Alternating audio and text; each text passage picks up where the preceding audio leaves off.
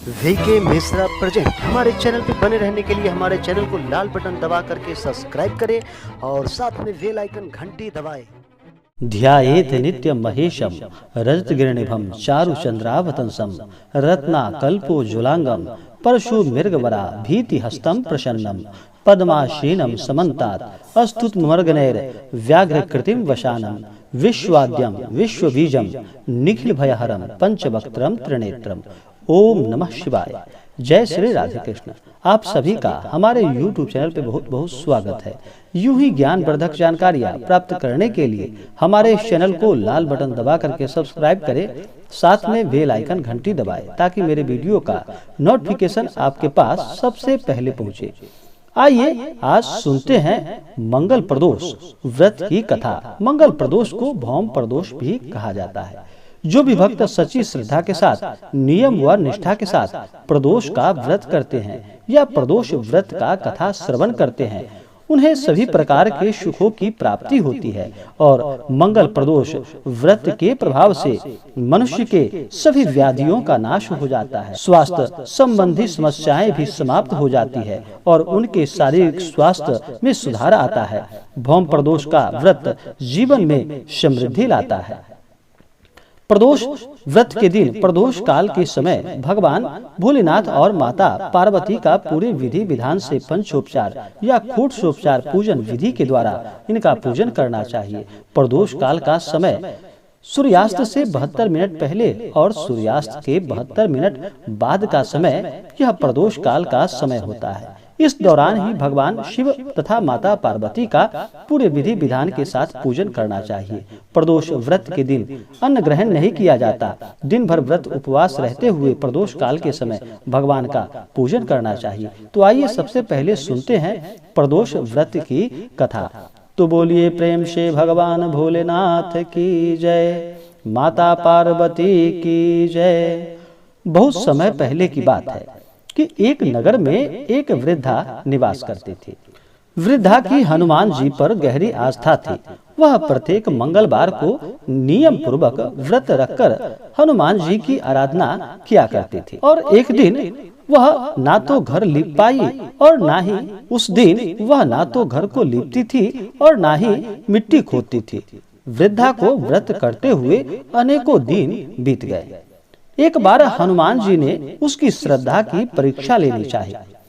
हनुमान जी ने साधु का वेश धारण कर उस बुढ़िया के पास आए और पुकारने लगे कि है कोई हनुमान भक्त जो हमारी इच्छाओं को पूर्ण कर सके। पुकार सुनकर वृद्धा बाहर आई और बोली कि आज्ञा महाराज। साधु वेशधारी हनुमान जी बोले कि मैं बड़ा भूखा हूँ, भोजन करूंगा, तू थोड़ी सी जमीन लीप दे। वृद्धा दुविधा में पड़ गई। अंततः हाथ जोड़कर बोली कि हे महाराज, लीपने और मिट्टी खोदने के अतिरिक्त आप कोई और दूसरा आज्ञा हमें दे, मैं उसे अवश्य पूर्ण करूंगी। फिर हनुमान जी साधु रूपी ने उस बुढ़िया को कहा कि तुम 3 बार प्रतिज्ञा करो। उसके बाद उस बुढ़िया ने प्रतिज्ञा की। फिर उस साधु रूपी हनुमान जी ने कहा कि अब तुम अपने बेटे को बुला, मैं उसकी पीठ पर आग जलाकर भोजन बनाऊंगा।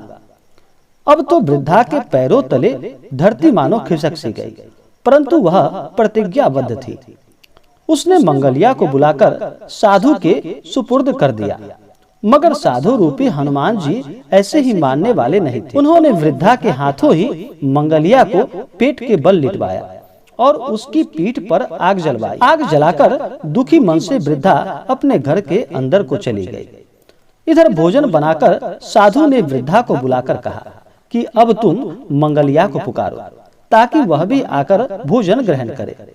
इस पर वृद्धा अपने बहते आंसुओं को पोंछकर बोली कि हे महाराज, अब उसका नाम लेकर मुझे ज्यादा कष्ट ना पहुंचाओ। लेकिन जब साधु महाराज नहीं माने तो वृद्धा ने आखिरकार मंगलिया को आवाज लगाई और उस बुढ़िया के आवाज लगाते ही, बुढ़िया के पुकारते ही उधर से मंगलिया दौड़ा दौड़ा आ पहुंचा। मंगलिया को देखकर वृद्धा को आश्चर्य हुआ। वह साधु के चरणों में गिर पड़ी। साधु फिर अपने वास्तविक रूप में प्रकट हुए। हनुमान जी को अपने घर में देख वृद्धा का जीवन मानो सफल हो गया। सूत जी बोले कि मंगल प्रदोष व्रत से शंकर हनुमान भी रुद्र हैं।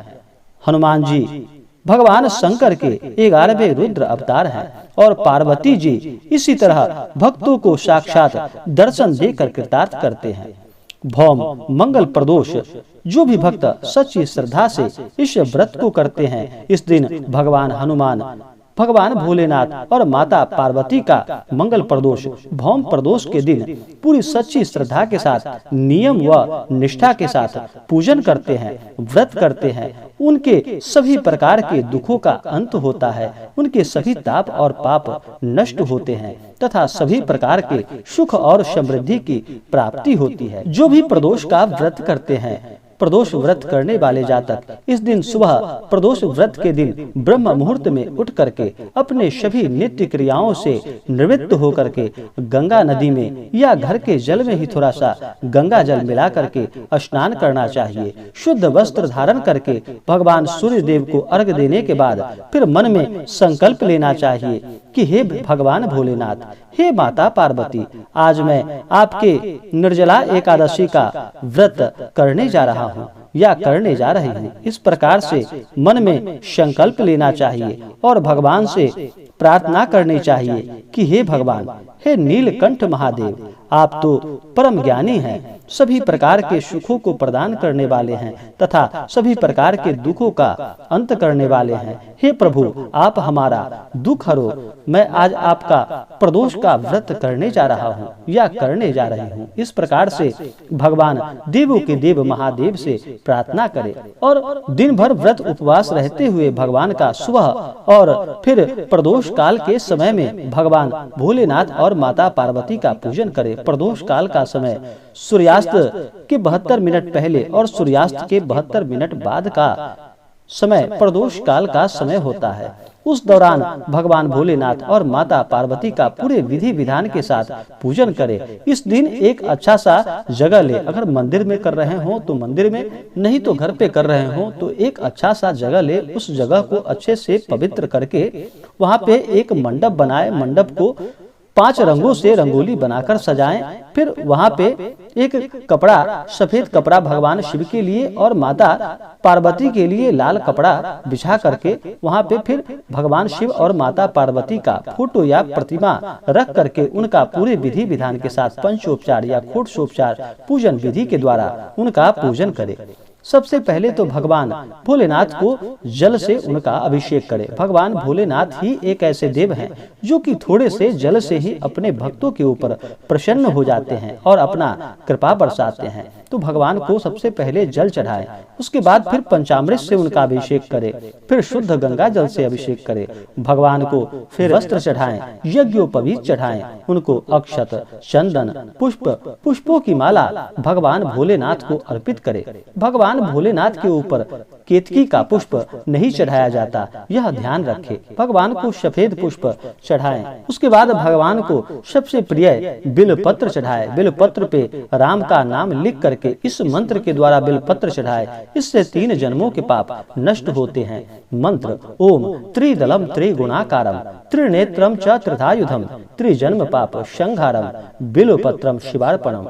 इस मंत्र के द्वारा भगवान भोलेनाथ को बिलपत्र अर्पित करे, फिर उनके ऊपर भांग, धतूरा, शिवपत्र आदि चढ़ाए। उसके बाद भगवान को धूप और दीप दिखाएं, अनेक प्रकार का नैवेद्य भगवान को अर्पित करे। नैवेद्य के बाद भगवान भोलेनाथ को जल चढ़ाएं, क्योंकि किसी को भी भोजन अगर दिया जाता है, भोजन के बाद जल अवश्य ही दिया जाता है, इसलिए भगवान को नैवेद्य चढ़ाने के बाद जल चढ़ाए। उसके बाद द्रव्य और दक्षिणा चढ़ाए, पुंगी फल तांबूल भगवान को अर्पित करे। इसी प्रकार से माता पार्वती का भी पूजन करे। माता पार्वती को इस दिन जल चढ़ाएं, वस्त्र चढ़ाएं, अक्षत, चंदन, पुष्पों की माला अर्पित करे। महिलाएं माता को सिंदूर चढ़ाए, पुरुष माता को चंदन चढ़ाए, फिर धूप और दीप दिखाएं। नैवेद्य ऋतुफल आदि माता को श्रीफल आदि अर्पित करे। उसके बाद फिर द्रव्य दक्षिणा चढ़ाए, पुंगी फल तांबूल अर्पित करे। इसी प्रकार से हनुमान जी तथा भगवान भोलेनाथ के शिव परिवार का पूजन करे और फिर मंगल प्रदोष व्रत का कथा श्रवण करे। उसके बाद फिर पूरे विधि विधान के साथ भगवान की आरती करे। इसी प्रकार से पूजन करते हुए अगले दिन जा करके फिर सुबह उठ करके स्नान करके शुद्ध वस्त्र धारण करके भगवान का एक समय पूजन करे और फिर ब्राह्मणों को दान और दक्षिणा प्रदान करे, ब्राह्मणों को भोजन कराए, गरीबों को भोजन कराए। इससे अनंत गुना पुण्य फलों की प्राप्ति होती है। उसके बाद व्रत का पारण करे। प्रदोष के व्रत का पारण अगले दिन सूर्योदय के बाद आप प्रदोष व्रत का पारण कर सकते हैं। तो आशा करता हूं कि यह जानकारी आपको अच्छा लगा हो। ऐसे ही ज्ञानवर्धक जानकारियां प्राप्त करने के लिए हमारे इस चैनल को लाल बटन दबा करके सब्सक्राइब करें, साथ में बेल आइकन घंटी दबाएं ताकि मेरे वीडियो का नोटिफिकेशन आपके पास सबसे पहले पहुंचे। वीडियो को लाइक और अपने मित्रों तथा दोस्तों के साथ शेयर करें। सुखी रहे और स्वस्थ रहे। जय श्री राधे कृष्ण। धन्यवाद।